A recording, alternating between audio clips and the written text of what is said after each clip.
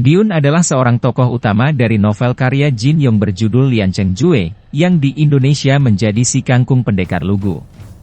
Seperti karya Jin Yong lainnya, Diun merupakan protagonis yang mengalami banyak sekali kejadian-kejadian mengenaskan. Diun adalah seorang pemuda desa yang polos. Dan karena dia adalah pemuda desa yang kurang berpendidikan, maka dia juga mudah marah dan kasar. Judul novel Si Kangkung Pendekar Lugu diambil dari julukan Diun oleh adik seperguruannya, yaitu Si Bayam Air. Sekarang mari kita lihat pembahasan dari salah satu protagonis dari Jin Yong yang juga mendapat gelar terkuat di zamannya, tapi kurang begitu populer seperti tokoh-tokoh utama lainnya.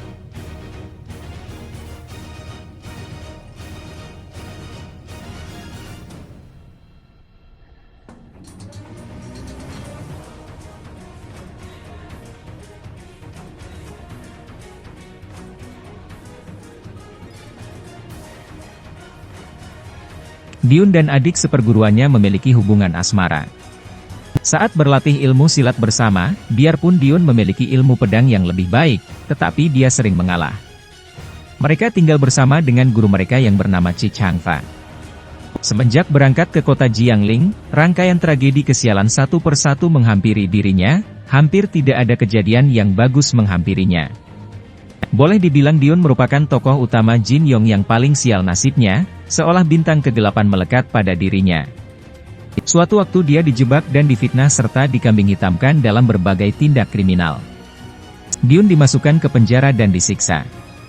Gurunya menghilang, dan adik seperguruannya pun berpindah ke lain hati, ke seorang pemuda kaya dan berasal dari kelas terpandang, yang ironisnya, ternyata pemuda inilah yang menjadi biang keladi dari kesialan Diun. Pada akhir cerita, Diun yang sudah muak terhadap kejamnya dunia dan kesialan yang kerap menghampiri dirinya, memilih untuk menghilang dari dunia persilatan. Sekarang, ilmu-ilmu apa saja yang dipelajari Diun, hingga dia dinobatkan sebagai sang nomor satu di era tersebut?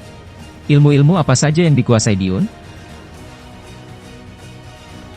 1. Tangshi Qianfa, atau ilmu pedang merebahkan mayat. Ilmu pedang ini diajarkan Chi Changfa pada putrinya Chi Fang dan murid tunggalnya Diun, sewaktu mereka masih tinggal di kampung kecil di daerah Xiangxi. Ilmu pedang ini aslinya bernama Lian Cheng Jue. Chi Changfa mendapatkan ilmu pedang ini dari gurunya, Mei Niansheng.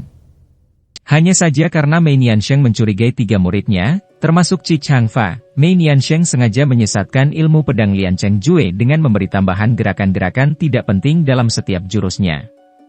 Jadilah ilmu pedang Lian Cheng Jue versi KW1.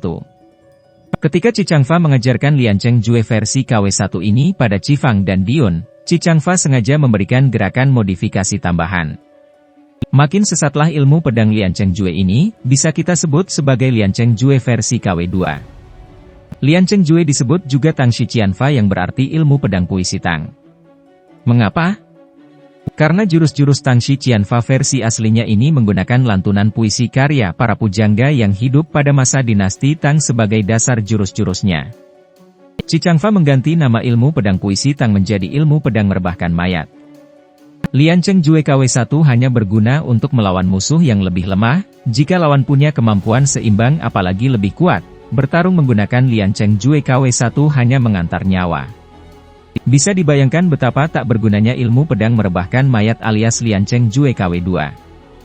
Diun sendiri pernah belajar 3 jurus Lian Cheng Jue KW1 dari paman gurunya Yan Daping. Ilmu ini terlihat hebat ketika Diun menghadapi murid-murid Wan Chengshen, paman gurunya yang lain, karena mereka juga hanya menguasai Lian Cheng Jue KW2.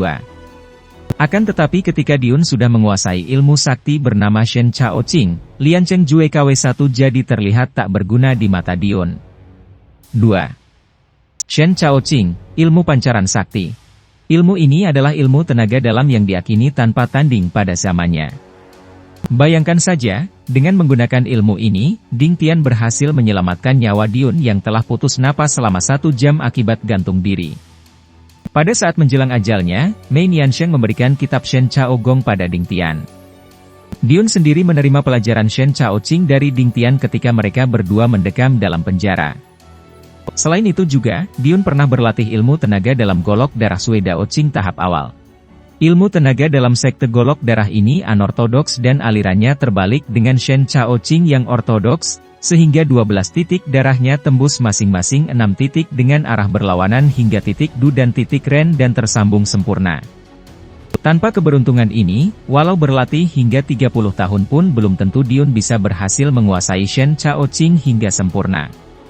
Dengan menguasai Shen Chao Ching, otomatis Diun sudah menguasai dasar terpenting untuk belajar silat sehingga mudah bagi Diun untuk berlatih ilmu apapun itu. Sue Tao Ching Tewukong, Sutra Pusaka Golok Darah. Seperti yang diceritakan di atas, Diun tak sengaja menguasai Shen Chao Ching dengan sempurna berkat bantuan latihan pernapasan Sue Tao Ching tahap awal. Teknik golok darah sendiri juga menggunakan jurus-jurus aneh tak biasa. Di akhir novel, ditinjau dari segi ilmu silat dan tenaga dalam, boleh dibilang Diun adalah jagoan nomor 1 tanpa tanding di dunia persilatan. Setelah menggabungkan tenaga dalam aliran ortodoks nomor 1, dengan ilmu terhebat aliran anortodoks dari aliran golok darah, tak ada jago dunia persilatan yang mampu menandinginya berduel 1 lawan 1. Sayangnya Diun masih muda dan kurang pengalaman, lagi pula tak ada tokoh dengan pengalaman tempur yang memberi petunjuk padanya. Taktik bertarungnya juga belum terasah dengan baik karena Diun sendiri jarang bertarung dengan jago-jago tangguh dunia persilatan. Lagi pula, Diun sama sekali tak pernah menerima latihan ilmu silat tangan kosong. Diun hanya pernah berlatih ilmu pedang dan ilmu golok. Otomatis jika tanpa senjata, Diun ibarat harimau ompong yang cuma bisa mengandalkan tenaga dalamnya yang hebat. Hingga novelnya berakhir, Diun tak pernah benar-benar menggunakan seluruh kepandaian yang telah dikuasainya dengan sempurna untuk bertarung. Jika Diun sudah memiliki pengalaman tempur yang cukup, dikeroyok 3 orang dari 8 jago utara dan selatan pun belum tentu mampu mengalahkan Diun bersenjata golok. Sayangnya Diun sudah patah arang dengan dunia persilatan dan memilih hidup menyendiri di pegunungan Tasue di daerah Sichuan. Dengan ini, boleh dibilang karir Diun sebagai pendekar sakti telah selesai sehingga tak ada kesempatan bagi Diun melanglang buana di dunia persilatan dengan ilmu-ilmu saktinya, dan ini membuat Diun menjadi tokoh yang terlupakan, dan namanya tidak begitu dikenal di dunia persilatan di generasi-generasi berikutnya. Itulah pembahasan dari karakter kuat yang kurang begitu terkenal, kira-kira siapa lagi karakter yang kurang terkenal yang ingin kalian bahas selanjutnya? Tulis saja di kolom komentar, dan akan kami bahas. Tunggu saja hanya di channel kami, karena itu jangan lupa tekan like dan subscribe, dan bantu kami mengembangkan channel kami. Sampai jumpa di video kami selanjutnya.